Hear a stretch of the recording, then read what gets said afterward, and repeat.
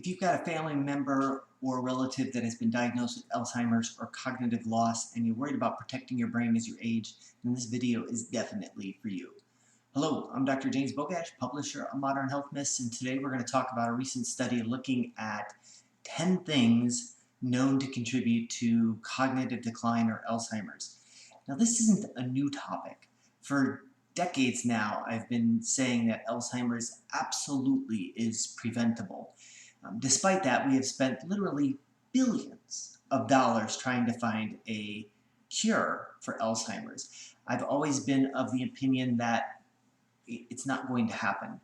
By the time diagnosis of Alzheimer's or even Parkinson's or ALS is made, you've lost a substantial portion of that region of the brain even before symptoms show.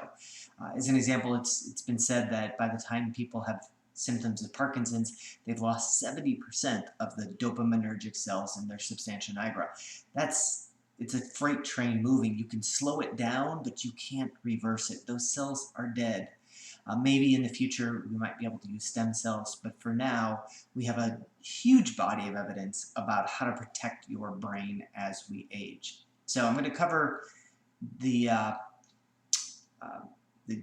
findings of the study, but I'm going to start with the only one on the list that you can't change, and that is head trauma. You can't go back and change head trauma, but I would suggest that there are ways to modify the long-term risk of head trauma on damage to the brain. I've written about this before, especially as it relates to migraines and epilepsy. So while you can't change head trauma, you can certainly protect your brain from the damage that occurred during head trauma. I'm going to kind of break these down in the list. There were 10 that had Class A evidence, so really strong evidence about findings about how you can protect your brain from cognitive loss and Alzheimer's. There was another 9 that were listed that were stronger evidence, but not as strong as these top 10. The top, none of them were top, but at the top of my list is basically using your brain. That means things like education, cognitive ability, so listening to this videotape, listening to this video, going in and reading the studies. Using your brain is a very powerful tool for protecting your brain. So education, it's been known for a while that the higher levels of education generally have lower risk as Alzheimer's. Part of that may just be that we build in what's called cognitive reserve. So even before you start to lose it, you have a larger pool of knowledge to lose, if you will. So those are high on the list. So education, low cognitive activity. So just settling on, doing nothing, not watching, or just watching TV, not engaging your brain. Also on the list were diabetes and increased basal metabolic body mass index. So those two are obviously closely related.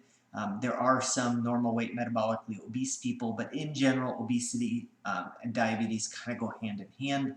So those are clearly lifestyle roles. I've always considered that factor as the #1 contributing factor to cognitive loss of brain function in Alzheimer's and Parkinson's. And that is, some people have even gone as far as considering diabetes, Alzheimer's and Parkinson's is a type 3 diabetes because diabetes is so incredibly bad for the brain. Also on the list were hypertensive disorders, so blood, but on both ends of the spectrum. So you've got hypertension and you've got orthostatic hypotension, which was, that one kind of struck me as a little bit strange being on the list. But they are both problems with the blood vessels. Hypertension ties back in with lifestyle, again related to diabetes and the choices that we make. I'm continuing to build a large program on high blood pressure because I think almost everybody with high blood pressure can get that fixed if they're willing to make changes. Also, stress and depression, so opposite ends of the brain spectrum, but those are not as easily controllable, but lifestyle has a big role in both of those. We know that people that exercise regularly, manage stress better, are less likely to have depression. So much broader topic about how to address all of those. I've done that in a lot of my writings before. You can certainly look back through on Modern Health Myths and find some information on there. But the biggest factor here is that these, with the exception of head trauma, are all modifiable risk factors.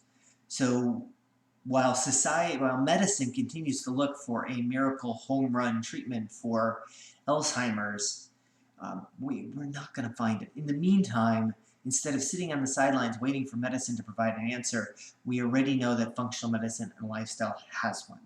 So, as always, I will post a link to this particular study in the comments section, and make sure you like this like this video, share it with somebody who you think needs this information, and subscribe to the channel.